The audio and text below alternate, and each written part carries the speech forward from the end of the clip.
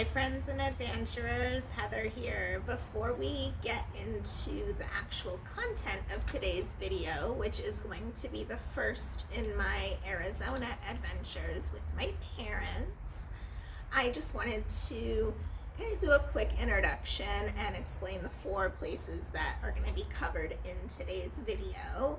I didn't get to film on location at each place as extensively as I'd hoped. Due to the weather, the wind was just out of control the whole time we were there. Gusts over 50 and 60 miles an hour. So, for instance, when we were at Horseshoe Bend, which was just breathtaking, and photos and video do not do it justice, we were getting pelted with sand the whole time. So, it made filming a little bit difficult. So, I did do the best under the circumstances at each place. In this video, we are going to be starting at Sunset Crater Volcano, and we are also going to be stopping at Little Colorado River Gorge Overlook, as I mentioned, Horseshoe Bend, and then last but certainly not least, we're going to finish up at Navajo Bridge, which is where I happened to see my very first wild California condors. Thanks in part to another YouTube channel, We're in the Rockies, so I just want to give them a quick shout out.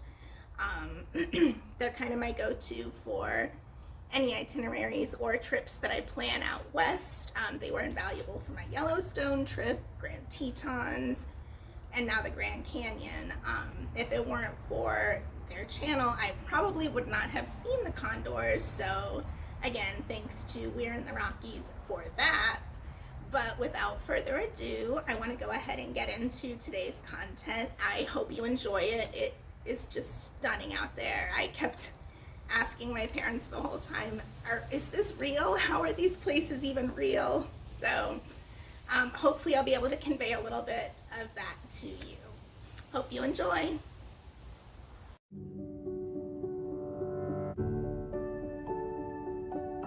For this adventure, we left Tara behind in dewy, humid Florida and headed out west to Arizona with my parents for a trip to the Grand Canyon, and it was all of our first trip, so we were very excited to hop in the rental car and head north from the Phoenix airport up to Flagstaff and then on to the south entrance of the Grand Canyon. But before checking into Yavapai Lodge, where we would be based out of for the next several days exploring the area, we made a quick pit stop to Sunset Crater Volcano, which is a very short distance from the south entrance of the Grand Canyon. It was a lot closer than we realized, and if I'd had more time budgeted, we would have also ended up checking out Wapaki Ruins National Monument, which happened to be just past this, a little further into the Coconino National Forest.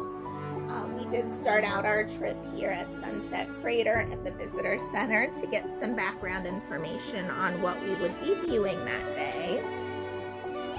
I thought they did an excellent job explaining the history and the just different facts around the area, the archaeological significance. This is actually the youngest volcano in the San Francisco chain at 1,000 years young.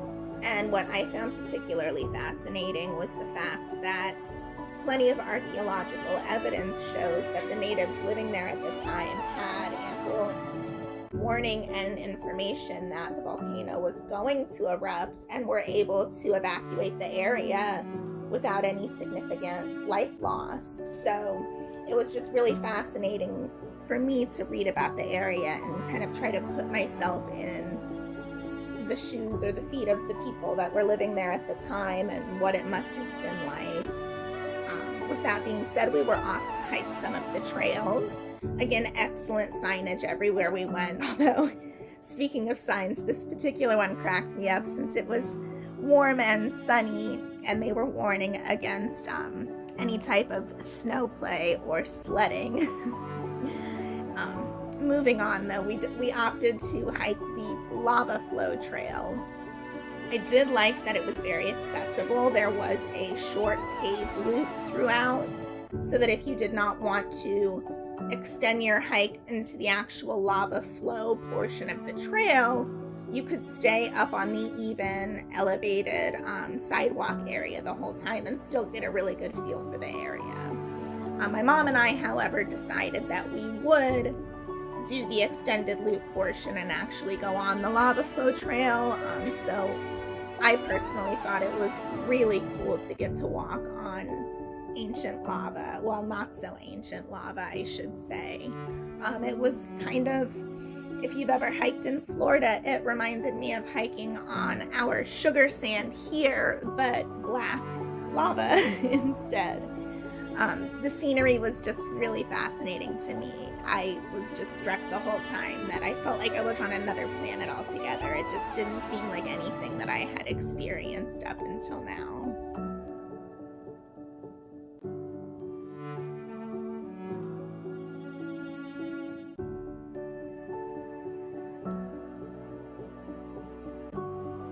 We ultimately joined back up onto the paved portion and started heading back to the parking lot to explore a little bit further before we rerouted back to our intended destination of the Grand Canyon. But again, I just thought the trees, the whole landscape, just reading about the ecosystem and all of the changes that that area underwent in such a short time and how it's impacted everything since, just definitely worth the stop. If you can squeeze an extra hour or two at least in though, definitely add Wapaki to your agenda while you're here, because again, they're right next to each other. This is just a short little 1/3 mile trail right off of one of the overlooks, and it's actually right near the trailhead for the Lava Overlook Trail, which was a longer, more intensive trail that we did not have time to do. But I would love to get back there and camp in the National Forest one day and just spend a lot of time exploring all of these trails. Sadly, it was time to leave, but happily we were on to the Grand Canyon.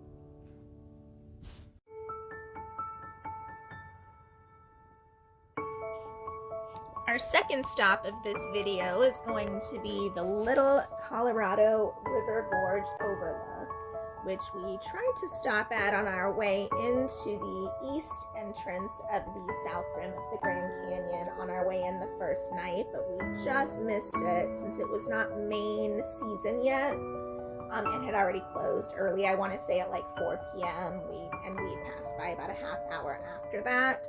So we did make a point, since we noticed it was open on our way heading back out east towards Horseshoe Bend and Navajo Bridge, that the gates were open. We decided to stop. And because of the fact that it was off season, and I'm guessing because of the fact that the little Colorado River was pretty dry in that spot right now, they were not charging the typical $10 admission that they charge to get in. You do pay that to the natives there, and there was a sign saying masks were required, but again, I don't know what the policy will be during the main season of the upcoming year. As you can see, even with it being dry, it was quite impressive still. And even though we were not charged admission, we did stop at the stands that the natives had set up to kind of look at their artwork and jewelry that they had created, and we did pick up a couple of souvenirs while we were there. And we were sure to read all about the history and just the different tribes and how this was such a sacred site for so many. So it was just another really fascinating stop that did not take up very much time at all. And again, was right on our way out of the eastern part of the south rim of the Grand Canyon. So if you are heading towards like Lake Powell Recreation Area, Page, Arizona, anywhere out that way, definitely just stop off here real quickly. It's definitely worth the walk and the views.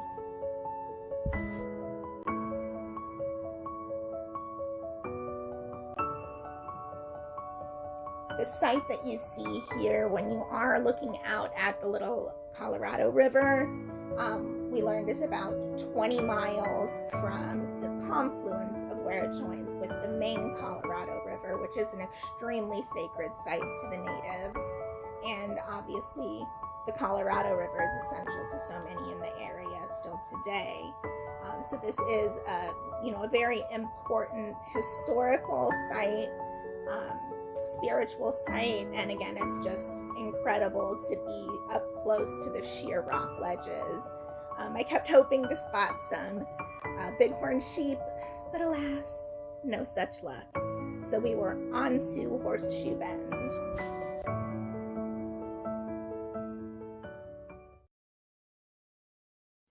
I'm honestly so bummed that I didn't get to video more footage here at this next site. Horseshoe Bend has been on my bucket list for so long, and when we visited Lower Antelope Canyon back near Page, Arizona a few years ago, I had no idea at the time, I wasn't as good at researching vacations, that we had been so close. So it was a must-see this time for us. And unfortunately, we were being pelted with sand from really gusty wind, like 50, 60 mile an hour gusts here. So it was kind of hard to even hold my phone camera still enough to convey it. So I tried to show a little bit of the walk up to the site. It's a very short walk there and back, and do a few still shots. I just really didn't feel comfortable filming as close to the edge as I got for a few of the still shots, because I did not want my phone to go over. But it was really cool to see the little teeny tiny dots that were boats down in the water below the Colorado River there. And it was just, pictures and video just don't come close to doing this place justice. I tried to at least convey the massive size of it, and just really how beautiful it is, and the colors. So hopefully I was able to at least do that for you here. And last, but certainly not least of the day, was our stop at Navajo Bridge, where I was hoping and crossing all of my toes and fingers that I would see my first California condors. As I stated earlier, I had heard and also read in other research that this was a good spot to see them. Nevertheless, as you can see, the view is just stunning here. The colors don't even look real. In fact, I kind of had to double take, like, wow, I just could not get over the color of the water against the backdrop of those vivid red rocks. And then when you look closer, you see all the different hues within the rocks.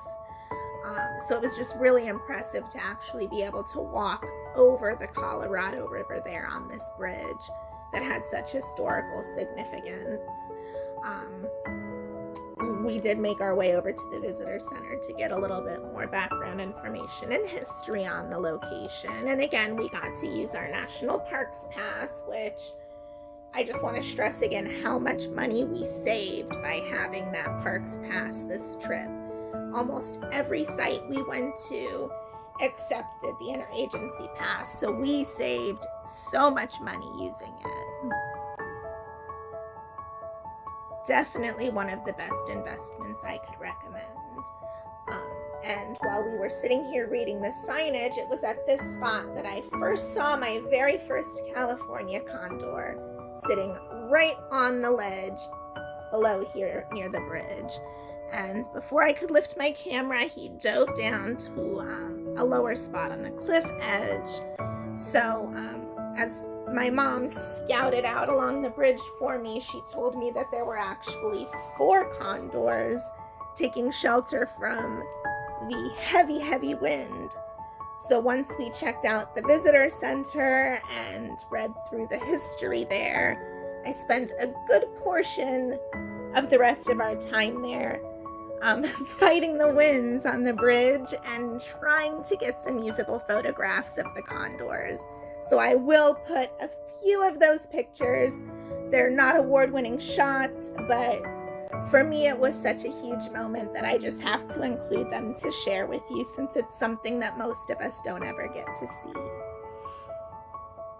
And I found all of the condors there. They do capture a number for research purposes. And there is an active nest currently. Super. All right, folks, that's going to do it for this video of our Arizona adventures. Coming up, we are going to be exploring all over the south rim of the Grand Canyon in another video. We're going to be heading to the Painted Desert and the Petrified National Forest. We're going to be all over Sedona, where you'll learn my new favorite word.